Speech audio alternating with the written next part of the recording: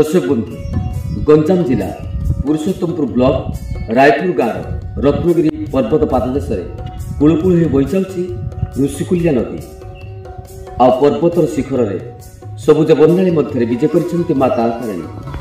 यह मनोरम परिवेश जी भक्त मान आकृष्ट करे राज्य बाहर पर्यटक मान से आकर्षित कर। दक्षिण ओडिशा आदिवासी अधिष्ठात्री देवी होती माँ तारातारिणी।